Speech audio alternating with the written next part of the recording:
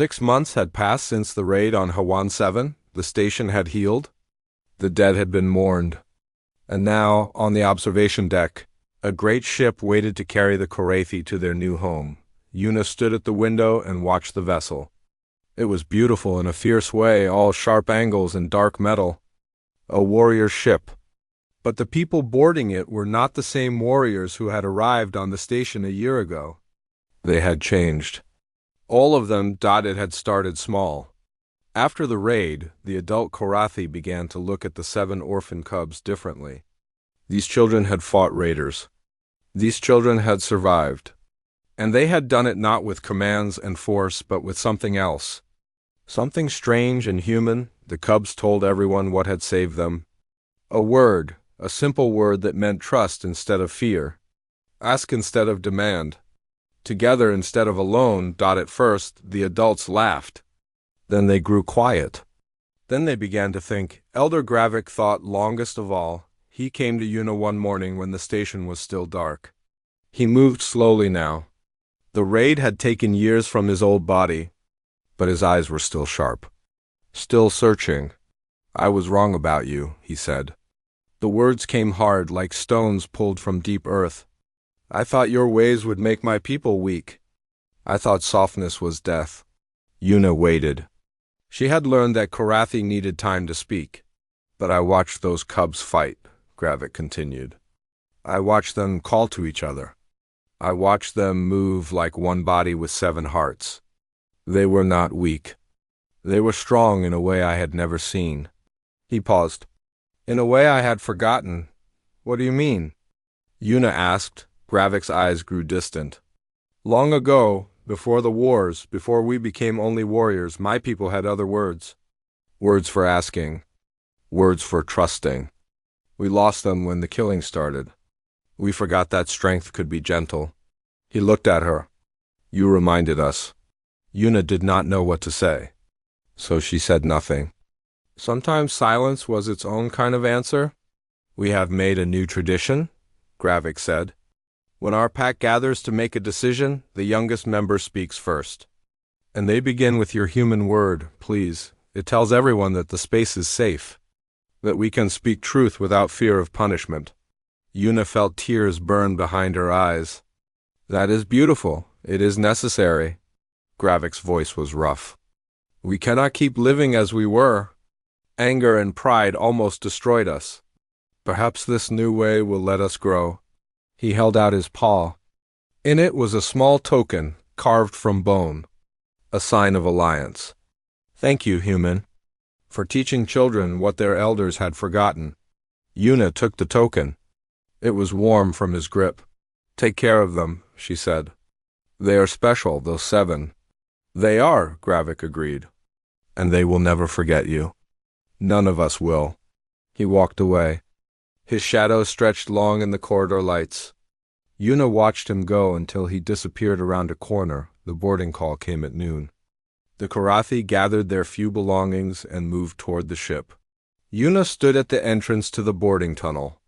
One by one, the cubs came to say goodbye. Keth came first. He was tall now, almost as tall as Yuna. He bowed formally the way adult Korathi did. But then he whispered, Please remember me. And the child inside showed through. Always, Yuna promised. The twins came together, holding hands as they always did. Bora came next. Then Senna, the black-furred girl, did not speak. But she pressed her forehead to Yuna's hand, and that was enough. Ven came last among the older cubs. His gray fur was clean now. His torn ear had healed as much as it ever would. He stood straight and proud, but his eyes were soft. I was wrong about you, he said. It sounded like Gravik. Maybe that was on purpose. You are not weak. You are the strongest person I know. Being kind is not the same as being weak, Yuna said. You taught me that too. Ven almost smiled, almost. Then he walked onto the ship without looking back. Only, Ricky remained. The little brown cub had grown in 6 months. She was still small, still thin, but there was strength in her now. A quiet fire that burned behind her big eyes. She walked to Yuna slowly. In her paw she held something. The bonding stone. The one she had given Yuna on that dark night when Gravik forbade them from meeting. You keep it, Yuna said. Her voice cracked. So you remember you are never alone? Ricky shook her head. She pressed the stone into Yuna's palm and closed her fingers around it. No, Ricky said. You keep it, please. She looked up and there were tears on her fur. So you remember that you made us brave enough to be gentle? Yuna could not speak. She pulled Ricky into her arms and held her tight. The little cub buried her face in Yuna's shoulder. They stayed like that for a long time. Neither wanted to let go. Finally, Ricky stepped back. She wiped her eyes with the back of her paw. I will find you again, she said. When I am grown. When I am free, I will find you and I will say please and you will tell me a story. Promise? I promise, Yuna whispered. Rika smiled. A real smile, not a Korathi baring of teeth, but something she had learned from watching humans. Then she turned and ran onto the ship. The tunnel sealed. The engines roared. Slowly, gracefully, the great vessel pulled away from HFY 7 and turned toward the stars. Yuna watched until it became a point of light. Until even that light faded into the dark. Taiho found her there an hour later. His leg had healed, though he still walked with a limp. He stood beside her in silence. Think they will be okay? He asked. Yuna looked at the stone in her hand. Smooth and warm and full of memory. They will be better than okay, she said. They will be kind. Taiho nodded. He did not fully understand, but he trusted her. He always had. They stood together in the quiet of the observation deck. Outside, the universe stretched endless and cold. But Yuna did not feel the cold. She felt the warmth of 7 children who had become her family. She felt the weight of a single word that had changed everything. Somewhere out among the stars, the Korathi were beginning again. They would build new homes. They would raise new children. And when their councils gathered, when their elders spoke, they would begin with a soft human word that meant trust and hope and love. Please. It was such a small word. Such a simple thing. But it had reminded a warrior race that strength could be gentle. That asking was not weakness. That the bravest thing anyone could do was trust another heart. Yuna smiled through her tears. This was what humans could give the galaxy. Not weapons. Not technology. Not conquest. Just kindness. Just patience. Just one small word at a time. And sometimes that was enough to change everything. The explosion came without warning. Yuna was in the medical bay when the station shook. Alarms screamed. Red lights flashed in the corridors. A voice on the speakers shouted words that turned her blood to ice. Raiders. Raiders at the docking ring. All civilians to shelter. All security to stations. This is not a drill. Raiders. The same monsters who had burned the Korathi homeworld. They had found the refugees. Yuna ran. She did not think about safety. She did not think about orders. She only thought about 7 children in a cargo hold on Deck 4. The corridors were chaos. People screamed. Smoke filled the air. Emergency doors slammed shut, cutting the station into pieces. Yuna reached Deck 4 just as the last door sealed behind her. She was trapped. But so were the cubs. Taiho found her in the corridor outside the cargo hold. His face was covered in soot. Blood ran from a cut on his forehead. The raiders breached the lower decks, he said. His voice was calm, but his hands were shaking. They are looking for Korathi. They want prisoners, slaves, the children, Yuna said. I know. I brought what I could. He held up a small bag. Inside were 3 weapons. Old station security pistols. Not much, but better than nothing. They went into the cargo hold together. The 7 cubs were huddled in their corner. Their eyes were wide with fear. Ricky was crying without sound. Ven stood in front of the others, his small body tense, ready to fight even though he had no chance. Come with me, Yuna said. There is a ventilation shaft in the back. You can hide there. The raiders will not find you. We are not cowards, Ven growled. We will fight. You are children. Your job is to survive. Yuna's voice was hard. Now move! Something in her tone made even Ven obey. The cubs crawled into the collapsed shaft, squeezing through gaps that adult bodies could never fit. Yuna watched them go. Only Ricky looked back. What about you? The little one asked. I will guard the entrance. No one will get past me. Yuna tried to smile. I promise. Ricky's eyes filled with tears. But she nodded and disappeared into the darkness. Yuna and Taiho took positions in the corridor. 2 small security officers joined them. They were young, scared, but they held their weapons steady. The weight was the worst part. They could hear the raiders coming. Boots on metal. Voices shouting in a harsh language. Gunfire in the distance. Then they appeared. There were 6 of them. Big, ugly creatures with gray skin and too many teeth. They wore armor that was scratched and dented from years of killing. They carried weapons that glowed with cruel light. Korathi cubs, the leader said. He smiled. It was a terrible thing to see. We can smell them. Hand them over and we let you live. No, Yuna said. The leader laughed. Brave little human. Stupid but brave. The fight was short and brutal. Yuna had never been a soldier. She did not know how to kill. But she knew how to survive. She ducked. She ran. She fired her weapon even as the raiders fired back. Taiho fell first. A shot caught him in the leg and he went down hard. 1 security officer was hit next. Then the other. Yuna was alone. She backed toward the ventilation shaft. Her weapon was empty. Her body was bleeding from a dozen small wounds. But she did not run. She could not run. Behind her were 7 children who trusted her. A raider circled around the cargo hold. He found the shaft. He found Ricky. The little cub had frozen. Fear had stolen her voice, her movement, everything. She could only stare as the monster raised his weapon. No. Yuna threw herself between them. She had no gun, no knife, no strength left. She had only words. She looked at the raider, into his cold, dead eyes. Please, she said. Her voice did not shake. Not the child. The raider laughed. Please? What kind of word is that? But his laugh gave Yuna 1 second. 1 precious second of hesitation, then came out of nowhere. The gray cub launched himself at the raider's arm. His small teeth sank deep. The raider screamed and dropped his weapon. Yuna grabbed it and fired. The raider fell, then everything happened at once. The cubs poured out of the shaft. They did not fight like Korathi warriors. They did not use commands and formations.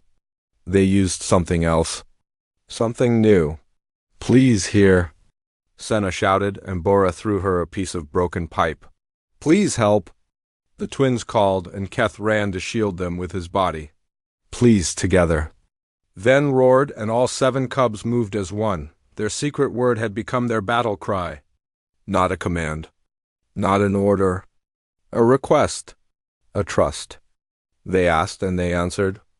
They helped and they were helped. The remaining raiders did not know what to make of it. These were children. Small and weak. But they moved like water.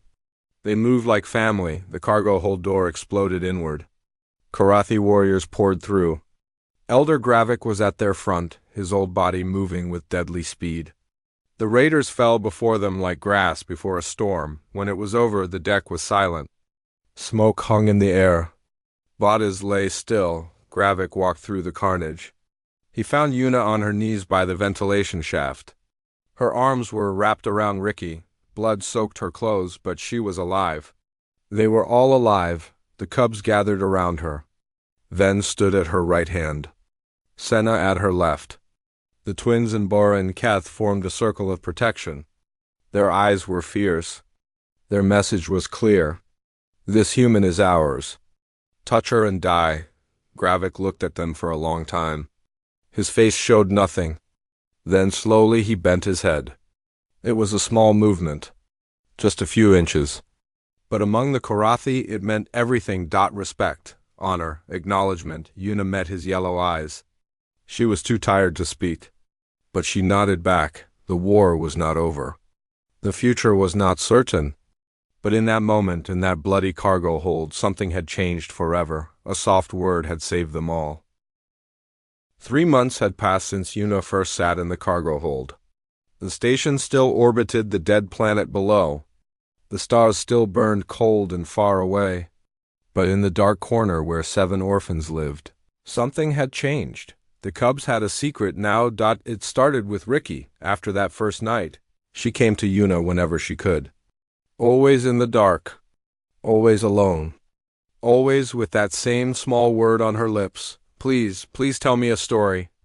Please sit with me. Please do not leave. Then Senna came. The black-furred cub who never spoke finally found her voice. It happened on a night when the station's heating failed and the cargo hold grew cold. Senna crept to Una's door, shivering so hard her teeth clicked together. Please, she whispered. Just that one word. But it was enough. Una wrapped her in a thermal blanket and held her until the shaking stopped. Senna did not say thank you. She did not need to. The trust was in her eyes. One by one, the others followed. Bora came to ask for climbing lessons.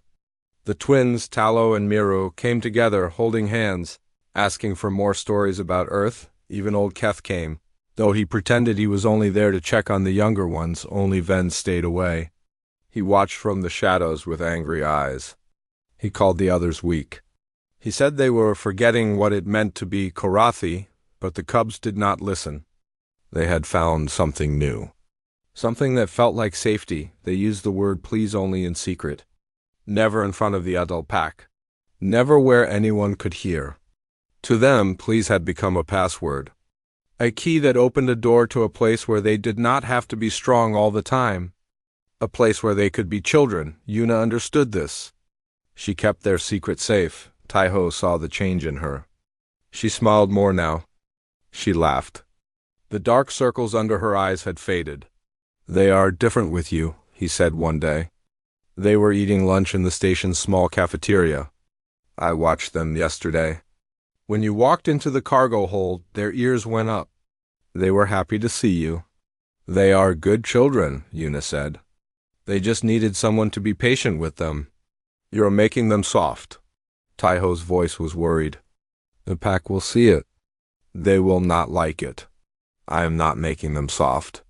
I am giving them a choice. They can be warriors if they want, but they can also be kind. They can be gentle. They can be both. Taiho was quiet for a long time. Then he said, I hope you are right. For their sake.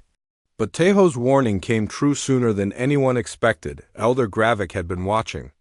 He saw how the cubs ran to Una when she came. He saw how they no longer flinched when she reached for them. He saw Ricky sitting in the human's lap, listening to stories with closed eyes and peaceful face. It made his blood burn. He came to Una on a cold station evening. The lights in the corridor flickered. His shadow stretched long and dark on the metal walls. Human, he said. His voice was ice. You have broken our ways. Una stood straight. She did not back away. I have taught your children a word. Nothing more, a word. Gravik's lips curled. A weak word. A begging word. You have made our cubs soft. You have made them forget their strength. They have not forgotten their strength. They have found a new kind. Gravik stepped closer. He was twice her height. His claws could cut through steel. But Una did not move. Strength without trust is just violence waiting to break, she said. Your cubs have learned to trust. That does not make them weak. It makes them whole. Gravik stared at her. Something flickered in his yellow eyes. For a moment, Una thought she saw doubt. Then his face hardened again. You will not see them again, he said. This is my command. If you go near them, I will have you removed from this station. Do you understand? Una wanted to argue. She wanted to fight. But she knew that would only make things worse. So she bowed her head and said, I understand. Gravik left. His footsteps echoed in the empty corridor like the beating of a war drum. That night, Una sat alone in her quarters. She did not cry. She had learned long ago that crying did not help. But she felt the loss like a hole in her chest. Those children had become her family. And now she could not see them. A scratching came at her door. She opened it. Ricky stood there, trembling. Behind her, the other cubs waited in the shadows. Even Ven was there, his face twisted with something that might have been shame. "You cannot be here," Una whispered. "Gravik will punish you." Ricky shook her head. She held something out in her small paw. It was a stone, round and smooth, carved with tiny marks. Una recognized it from her studies. A bonding stone. In Karathi culture, you gave it to someone you considered family. "Please," Ricky said. Her voice broke on the word. "Do not leave us. We do not care what Gravik says. You are our pack now. You are ours." Una knelt down. She took the stone. It was warm from Ricky's hand. "I cannot come to you," she said, "but I will not leave the station. I will be here. And one day, when you are older, when you are free to choose for yourselves, I will be waiting." Ricky threw her arms around Una's neck. The other cubs crowded close. Even Ven put his paw on Una's shoulder. "We will remember," Senna said. It was the longest sentence she had ever spoken. "We will remember everything you taught us." "Please," Una said, and the word caught in her throat. "Please be safe. Please be brave. Please remember that kindness is strength." The cubs slipped away into the dark. But the warmth of the stone stayed in Una's palm, and somewhere deep in her heart, a small flame of hope refused to die. Weeks passed on HFY. The stars outside did not change, but inside the station, small things shifted. Una learned the children's names. The smallest brown cub was called Ricky. The gray one with the torn ear was Ven. There was Senna, who had black fur and never spoke. There was Bora, who liked to climb. There were Talo and Miru, twins who always stayed together. And there was old Keth, who was 9 and tried to act like an adult even though he was still just a boy. Elder Gravik, the leader of the Karathi pack, had given Una permission to watch the children. He did not think she would last. He told her this to her face. "Humans are soft," he said. His voice was like rocks grinding together. "You will grow tired. You will leave. That is what humans do." "Maybe," Una said. "Or maybe I will surprise you." Gravik laughed. It was not a kind sound, but Una kept coming. She brought blankets and the children took them. She brought toys and they played when they thought no one was watching. She brought food and they ate. Always they snatched things from her hands. Always they grabbed without asking. This was the Karathi way. You took what you needed. You did not ask. Yuna single quotes as friend Taiho worked in the engine room. He was a quiet man with clever hands who fixed things that were broken. Sometimes he came to sit with Una while she watched the children. "You are wasting your time," he said one evening. "They will never trust you. It is not in their nature." "Everyone can learn to trust," Una said. "They just need someone to show them how." Taiho shook his head, but he did not argue. He had known Una for 2 years. He knew that once she decided something, she did not give up. One day, Una brought a bag of sweet fruit. It was expensive. She had saved her pay for weeks to buy it. The children smelled it immediately. Their ears went up. Their eyes went bright. Ven pushed to the front of the group. He was the boldest. He was also the meanest. He had learned that being mean kept him safe. "Give," he said. It was not a request. It was a command. Una looked at him. She did not move her hand. "Give." Ven said again, louder. His lips pulled back to show small fangs. "You could say please," Una said quietly. The cargo hold went silent. The children stared at her. Even Ven stopped growling. "What is please?" Ricky asked. Her voice was like wind through grass. Yuna sat down so she was at their level. Please is a word humans use when we want something. It means we are asking, not demanding. It means we trust the other person to help us, not because they have to, but because they want to. Ven made a harsh sound. "That is stupid." The strong take. The weak beg. "There is no other way." "There is another way," Una said. "Please is not begging. Begging is when you have no power. Please is when you have power but choose not to use it. Please means you are strong enough to ask without force. It means you trust the other person not to see your asking as weakness. The children looked at each other. This idea was strange to them. In their world, you showed strength or you were crushed. There was no middle ground, Ven snorted. Please, he said, making the word sound like a curse. Stupid human word. He snatched a fruit from the bag and walked away, but Ricky did not move. She stood there looking at Yuna with those big brown eyes. That night, the station was quiet. Most people were sleeping. Yuna sat in her quarters reading a book on her datapad. A soft sound came from her door. A scratching like small claws on metal. She opened the door. Ricky stood in the corridor. She was shaking. Her fur was puffed up with fear. Coming here alone in the dark was the bravest thing she had ever done. Ricky, Yuna said softly. What is wrong? The little cub looked at the floor. Her voice was so small that Yuna had to lean close to hear. Please, Ricky whispered. Story? Yuna felt her heart crack open. This tiny creature, this orphan who had lost everything, had walked through her fear to try a strange human word. She had trusted Yuna with something precious. She had trusted her with weakness. Yes, Yuna said. Her voice was thick. Yes, little one. Come in. Ricky crept into the room. She curled up on the floor by Yuna's chair, her tail wrapped around her nose. Yuna sat beside her and began to talk. She told a story from Earth, a story about a small rabbit who was kind to everyone, even the wolves who wanted to eat him. The other animals laughed at the rabbit. They said he was foolish. But when winter came and the forest was cold and hungry, it was the rabbit who had friends. It was the rabbit who survived. Because kindness, Yuna said, was its own kind of strength. Ricky listened without moving. When the story ended, her eyes were closed. She was almost asleep. Is that true? She asked. Can being kind make you strong? Yes, Yuna said. I believe it can. Ricky was quiet for a long moment. Then she said, I want to be strong like the rabbit. Yuna stroked the fur between Ricky's ears. The cub did not flinch. You already are, little one. You already are. When dawn came, Ricky slipped away. But at the door, she turned back. Thank you, she said. For the story for ... please.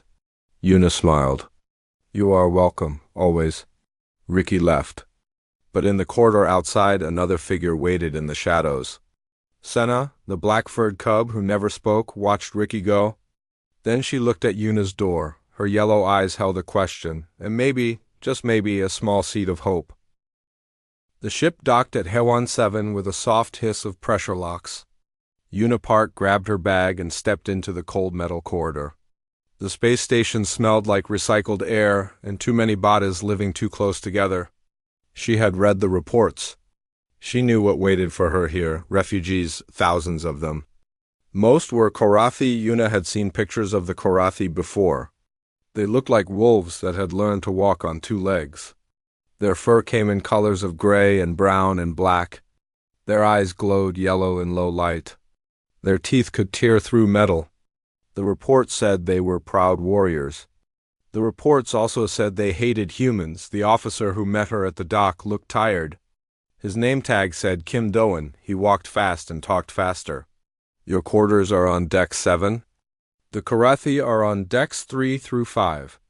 They do not like visitors. They do not like questions. They really do not like humans. He stopped walking and looked at her. The last liaison lasted 2 weeks. She cried every night. Are you sure you want this job? Yuna smiled. I am sure. Dohan shook his head but said nothing more. He led her to her small room and left her alone. That night, Yuna did not sleep. She sat by her window and watched the stars. Somewhere out there, beyond those cold lights, the Korathi homeworld was burning. Raiders had come with fire and bombs. They had killed millions. The survivors had fled across space until they found this station. Now they lived in cargo holds and storage rooms, waiting for a planet that would take them. Yuna understood waiting. She understood loss. That was why she had asked for this job. The next morning, she went to deck 4. The smell hit her first. It was a thick animal smell like wet fur and old meat. The corridor was dark. The Korathi had broken most of the lights. They preferred shadows. Yuna walked slowly. She kept her hands visible and her movements calm. She had learned this from books. Korathi saw quick movements as threats. They saw hidden hands as weapons. A group of adults blocked her path. They were tall, almost 2 meters each. Their ears lay flat against their skulls. Their lips pulled back to show teeth. "Human," one of them growled. "You are not welcome here." "I am Yuna," she said. Her voice did not shake. "I am here to help. We do not need human help." "Then I will wait until you do." She turned and walked away before they could respond. She felt their eyes on her back like hot coals. But they did not follow her. They did not attack. That was enough for the first day. She came back every day after that. She brought food. She brought medicine. She brought blankets. The adults took nothing. They watched her with yellow eyes full of hate and something else.